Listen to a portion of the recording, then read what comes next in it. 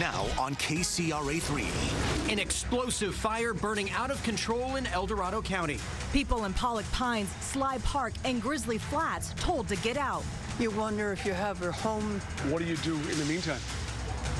I don't know. As evacuees leave, buildings burning to the ground. There's no buildings left that we can see here from the school. Our team is tracking the fire, its damage, and its spread. It's the wind that really picked this thing up here this morning. The area that I'm concerned about this afternoon is the area on the north side of the fire. With views you can see only here on KCRA3. This is KCRA3. We begin with breaking news. And we continue to follow breaking news from El Dorado County, where the Caldor fire is exploding in size and forcing more and more people out of their homes right now. Livecopter 3 has been flying overhead, showing us this massive flames from this fire shooting up from the very thick forests that make up the foothills. Crews on the scene say that they are dealing with extreme fire behavior, and you can see this is what they're referencing. This is what they're talking about. Livecopter 3, as we zoom out with our camera, you can see how big this plume of smoke is and the very dangerous situation in store for all of the crews assigned to this fire. So this Caldor fire, it actually started over the weekend, and it was down in a little bit of a canyon area, and it was fairly small at the time, but then late last night the winds picked up in just the right way, and it kind of kicked up that canyon, and then it just took off from there, and it has decimated the Grizzly Flats area for sure. Mandatory evacuation areas were issued for parts of Grizzly Flats, Somerset, and parts of Pollock Pines, and we know at least 2 people have been seriously hurt because of this fire as they were trying to get out. It was traffic like I've never seen, you know, 10 miles an hour all the way down. It was snowing ash, and we could feel the heat waves. Snowing ash, traffic like they've never seen before. That's what they're dealing with, and crews are warning drivers they may have to close Highway 50 within the next couple of hours because of the fire. The highway would be closed from Myers to Ice House Road. Officers are telling people to use Highway 89 or Interstate 80 instead. So this fire is moving so quickly, it's hard to know at this point just how many buildings have been burned, but CAL FIRE and the authorities are telling us at least 80 structures have been destroyed. This is some video from Grizzly Flats early this morning, and you can see some of these buildings just being swallowed up by these flames. We've got live team coverage for you of the fire, the evacuation orders, and the resources available for people who have to leave their homes right now. But let's start with the very latest on how the weather is impacting this fire and where it has spread already. These are live pictures from Livecopter 3, and Chief Meteorologist Mark Finan has been tracking this very closely. Mark? And last night when we were talking about this fire, it was just outside of the town of Omo Ranch, down in the middle fork of the Cosumnes River, and it was just starting to show signs of becoming more active at this time last night. But then during the night last night, the fire really started to grow, and it got out of the canyon, and it went through the town of Grizzly Flats, damaging a lot of homes, destroying a lot of homes. And then today it has been extending its reach to the north and to the east. Now, this isn't an exact location of where it is, but it gives you an idea of where it is and where it's heading. This is Sly Park, Jenkinson Lake, if you will. This is Mormon Emigrant Trail, the highway to interstate, to Highway 88. And then this is Sly Park Road itself. And then Pollock Pines is right up there. So the fire is angling off to the east and to the northeast. That's the wind that we have right now. It's not all that strong. It's around 10, maybe 15 miles an hour. But that, with the size of this fire, that is plenty enough to give this forward momentum.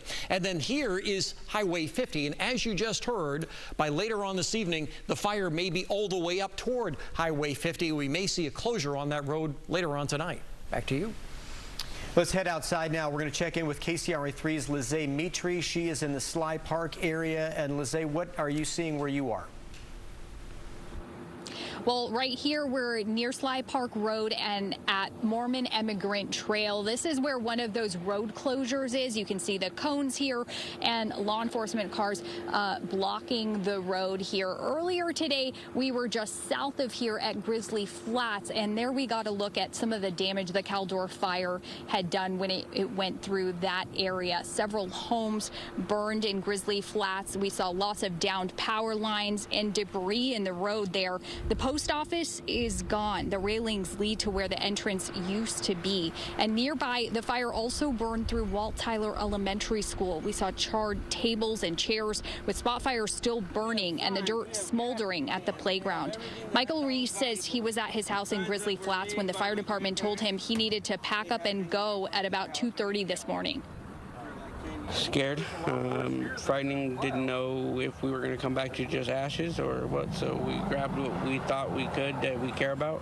Everything else could be replaced, and just happy that me and my mom and my family are out. He says he loaded up his pickup truck with what he could, mostly sentimental things that his grandmother had made. He says he wished he could have grabbed more, but he just didn't have time. And at the last update, fire officials said they didn't yet have an exact count on how many homes and businesses have burned. They said the conditions were too dangerous to get teams to go in there and assess the damage at that time. Live in El Dorado County, Lizzie Mitri, KCRA 3 News. Okay, Lizzie, thanks for that update. So one of the big concerns with this fire is what's called long-range spotting. And I know, Mark, you mentioned that a lot, but what exactly does that mean? We often think about these fires as burning along just kind of a uniform front, but quite often what happens with a big fire like this is that you do get what we call long-range spotting. So these are pictures from Live Copter 3, and just look at how high these flames are, like this right in here, and see how those flames are leaping up into the air, like back in here? Well, those flames contain embers, and they can be an inch, maybe 2 inches in diameter. Look at how high those are leaping in. This is the pieces of the tree that are basically still on fire, and they're being carried up into the atmosphere a couple of thousand feet, and they can't cool off in time. By the time they land, they can start a fire downwind. And we have a good example of that from just within the last hour from Live Copter 3. So this is video we were showing you. Here's the fire, and it's tough to tell, but there is a lot of updraft going on up in here. But this is the main area of fire that we're looking at. And you see this long line of fire. But then as we scroll to the east along the fire, here's the edge of the fire. But then watch what happens over in here. We come to another area of fire. So what happened was you get a large ember coming off of this, it gets sent up into the atmosphere, it lands over here, and that's what we call a spot fire. That might be a half mile to as much as a mile away. That's a classic example, and that just happened this afternoon. It happens all over the place in big fires like this. It's been happening with the Dixie Fire, and it's been happening today in El Dorado County. Back to you.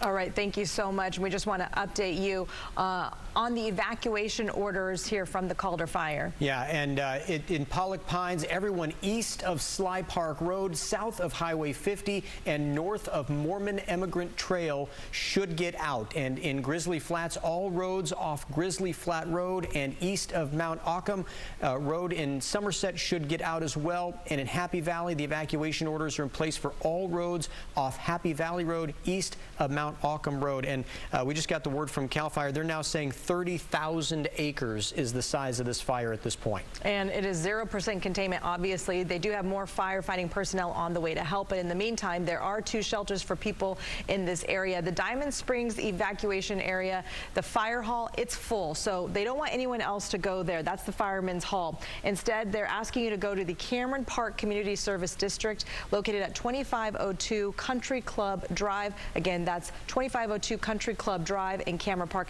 That's the one they want you to go to. And again, get there as soon as you can. Throughout the day, we talked with some people who were showing up at the Diamond Springs Evacuation Center. Some families brought their dogs and whatever belongings they could fit in the car. Evacuees told us they were concerned about their homes and whether or not they're still standing. It's scary. It's very scary. It's you wonder if you have your home. You just have a few things to get by on right now. It's like starting all over again. That's pretty bad. Kind of numb. This is our second time being evacuated. So we were evacuated King Fire, and now we moved to Grizzly and we're evacuated again. So for evacuees, this is a very uncertain time, very scary time. They're anxiously awaiting any word on whether their homes have been destroyed. KCRA 3's Stephanie Lynn is live in Pollock Pines, where there's a lot of nervous people this evening. So Stephanie, you've been talking with some of the people who are trying to get out of the area just in case. Yeah, absolutely. Brian, Lisa, we're here in the parking lot of the Safeways in Pollock Pines at the intersection of Sly Park and Pony Express. And we've been speaking with evacuees and people impacted by this trauma, by this terrible fire throughout the day. And I want to introduce you to Virginia Shaw. And she just learned today that she lost her home. She's from Grizzly Flats. Virginia, we are so sorry for your loss. That's okay. I mean, can't do anything about it. It's nature. I just wish we didn't lose everything. I mean, we lost everything. My trailer that we couldn't get out, another vehicle. I had an antique vehicle car at home. We had dozers, tractors, dump trucks, water trucks, all gone. You built a whole life for yourself up there. You've been a resident of Grizzly Flats for 20 years at least. Yes. 20 years, and I love it. I mean, it's peaceful. You got the animals, the nature, you know, and stuff like that. And now it's gone. It's gone. The whole town's gone. The post office is gone. The little school is gone. Friends' houses I saw burn when I was trying to evacuate this morning. And when we were trying to leave, there was fire on both sides of us, fire in front of us. My husband turned around and he ended up in a ditch in fire. And so finally we got out. Then we went to a friend's house that lives up here in Sly Park, and now she's in a mandatory evacuation. So it's like now the only place I can go is to my daughter's house. What were you able to take with you from that house? Because you were telling me earlier that you heard about evacuation orders at around 11 p.m. last night. Yeah, we had got a lot of stuff in the travel trailer and in the other trailer that we were going to carry, take with us. And then we had a little bit of stuff in the truck, like cat food, dog food, stuff like that. No clothes. Yeah, and it's just we left with the clothes on our back. We had no choice. It was because when we were trying to evacuate, we were hearing the propane tanks explode, and then you heard the tree crack. And then as we were driving through, the black sap ended up on my truck. It was bad. It was scary and bad. I would never want anybody to go through this like we did. And in your 20 years of being a resident of Grizzly Flats, have you ever come this close to wildfire? No. No, never. Okay, never. I have, usually during the summer, we have a little fire pit that at night we use. I haven't used that in 2 years because of the fire danger, because it's so dry. But this fire hasn't even came close. Caldor is close. When first Caldor started fire, it was 4 miles away from us. And then it wiped out Leone Meadows. It's a Christian resort. I see. Yeah, and that's farther down the National Forest. We were 5 miles from National Forest. Now, it sounds like, you've had these deep roots in this community here.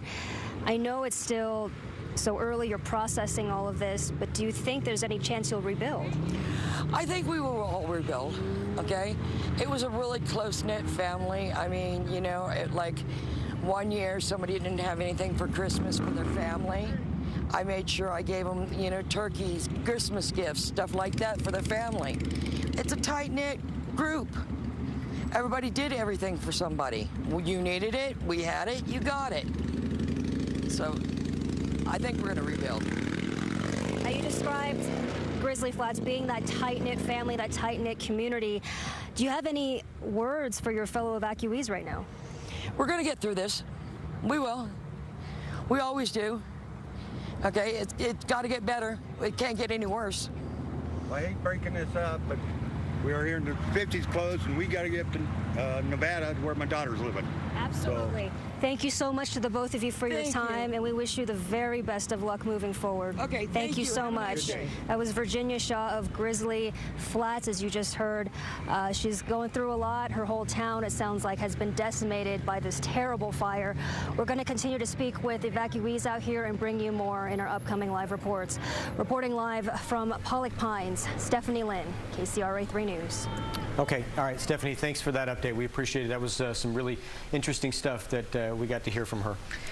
Yeah, indeed, and feel for her and everyone else in their community. We want to give you a better idea of what this community is like if you live there, and you can see how small the roads are and how close things are to the road. You can saw this is what our crews were looking at this morning, driving over String Canyon Road in the Grizzly Flats area, and you can see, look at the downed trees on either side of the road. But when we talk about the dangerous drive, and especially when you talk about there being bumper-to-bumper traffic as people are trying to evacuate, and then you add firefighting personnel on these roads. I mean, they're pretty narrow roads, and look at the wildlife as the wildlife and the deer are also trying to escape the flames, you know, getting out while they can. But look at that burned out car there and a burned out structure.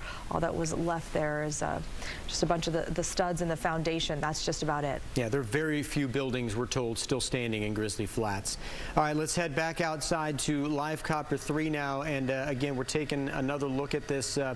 As we've been trying to explain to you, to give you a sense of how big this fire is, this is really sort of the southern edge of the fire, and the wind is pushing it away from us toward the north and northeast, and you can see that this is some intense smoke nonetheless, but all those really intense flames that we showed you earlier would be out a little bit further ahead of where we are right now, but still plenty of smoke being sent into the sky and still plenty of spot fires. But look at how long that fire line is, and then as our Live Copter 3 camera operator moves the camera for you, you can see that pyrocumulus cloud that we've been talking about as well, and that, Mark says, is about 28,000 feet high. So that's how high that cloud is. That's up where the airplanes travel as you're flying in a passenger plane. You're flying at about 30,000 feet. So again, it gives you some idea of just the massive scale of what we're dealing with this Calder fire.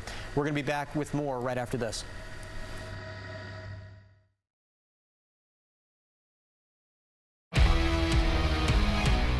We continue to follow the breaking news in El Dorado County. This is the Calder fire forcing more people from their homes. Now, this is some video from Live Copter 3 from earlier today around the noon hour, and you can see how intense it was in this particular location as that wall of flames was shooting hundreds of feet into the air. Now, this kind of fire activity is still happening out there, but it's happening a little farther to the north now, and Live Copter's not able to get to that area at this point in the afternoon. But also want to direct your attention down to the bottom of the screen, because if you need some more information, the public information line for El Dorado County is on the screen at 530-303-2455. That's going to help you get some of the latest update. You can also click on that little QR code with your phone in the top right-hand corner of your screen. And CAL FIRE telling us now that this one is at least 30,000 acres. And just to give you some idea, when we came on the air at 4 o'clock, the number we were getting was about 8,000. So that's just how much it's not just grown that much in that amount of time, but it's the more accurate estimate that we've gotten over time. Yeah, I think we saw a lot of that growth from noon to about 1:30. It was intense, and yeah, we continue to follow it right now. Well, nearly 50,000 PG&E customers could be without power tonight because of power safety shutoffs. The utility plans to turn off power because of windy weather and their concerns that their equipment could start fires. And here is a live look at the predicted outage map for PG&E. The largest numbers of outages in our area are in Butte County, where 11,000 customers could be in the dark. For more on this, check the KCRA 3 app. And if you take out your camera right now, open up your camera app on your phone, you can scan the QR code there on the screen. It will take you to an interactive map showing the possible outages, and we will break it down by county, and you can see how many customers could be affected. Now, PG&E says it's definitely happening, right, Brian? Yeah, it's going to happen, and also you can check out their PSPS website, because it'll give you a better idea of how long, too, because I'm looking at a couple of these areas that they've got earmarked for these power shutoffs, and you're talking more than 20 24 hours in some areas. So you're going to want to keep that in mind if you live in one of these affected areas, that for your food and just whatever your needs are. Air conditioning, luckily we're not in. Luckily, we're not in triple-digit temperatures right now. Chief Meteorologist Mark Finan. I mean, at least we're back down in the 90s. Yeah, and 80s in some areas as well. The smoke actually helping to keep temperatures down. So as a reminder, what we're looking at here from Livecopter 3, this is the southwestern corner of the fire, if you will. This is the area closer to Omo Ranch, and this is in the middle fork of the Cosumnes River. But boy, the more active part of the fire is off to the north and east, actually burning up to and maybe even beyond Mormon Emigrant Trail. We'll have to give you updates on that as we head through the evening. Look at these temperatures. 85 in Sacramento. Part of that's due to the smoke. We have 88 in Stockton, 91 in Modesto, and 72 degrees in South Lake Tahoe. Livecopter giving you some great images of the fire. And we also like to show you these images as well. It shows you a few things. You see the smoke going over the valley, mostly elevated. The air quality not horrible. Most of it's elevated up around a couple of thousand feet. You can also see the smoke if coming off the fires going on to the north. There's the McFarland, there's the Monument, and of course the Dixie Fire. But let's focus a little bit more on this fire, the one burning in El Dorado County, the Calder Fire. And notice how that smoke plume is going due east. We have heavy smoke in the Tahoe Basin. They're getting smoke and ash over in Gardnerville. So yeah, this is putting up a lot of ash, a lot of ember, and boy, it is just a nasty, nasty fire. Now, you've been hearing about the smoke, not the smoke impacts, but the fire and impacts we're expecting over the next couple of days with the wind. The wind is going to be pretty isolated during the day tomorrow. This is at 1 o'clock in the morning. Notice these areas in yellow. That's I-5 north of Sacramento. And here's the fire we're looking at. You don't get the wind over there, but we will have the gusty winds on the west side of the valley. And these are the areas that are going to be impacted by the power shutoffs. We'll see gusts up over 30 miles an hour and that sort of thing. But once you get east of I-5, there's almost no impact at all. This is tomorrow at noontime, the area in El Dorado County where the fire is burning. We'll have a similar wind to what we have right now. The wind will die down as we head into tomorrow night and actually get more of a delta breeze in the area. And along the areas of the fire in El Dorado County, I think we're going to continue to see tomorrow and into the day on Thursday are the typical winds. Southwesterly during the day and then downslope winds at night. So what that means is that areas like Placerville and Cameron Park, El Dorado Hills, Shingle Springs, you may wake up to dense smoke because we'll have some of that downslope wind during the night. It doesn't mean the fire is moving your way, but it does look as though we could see some of that smoke moving down to the other side of Highway 49 during the early morning hours. We've seen that before in fires in El Dorado County. Might see that again. There will also be other areas of smoke in the valley tomorrow. Temperatures staying in the upper 80s. We'll be in the low 90s into Thursday, Friday, and Saturday. So I don't expect to see anything too hot all the way through the weekend. We'll have more on the fire coming up right after the break. One more quick check on our breaking news, and we do want to pass along some brand new evacuation orders from the Calder Fire. These are just into the newsroom. There's a mandatory evacuation for north of Highway 50. That's a big change. North of Highway 50 and south of Slab Creek Reservoir and between Larson Road and Icehouse Road. There are other evacuation orders in place, and we do want to pass those along to you on our KCRA3 app, but we wanted to get you the brand new ones.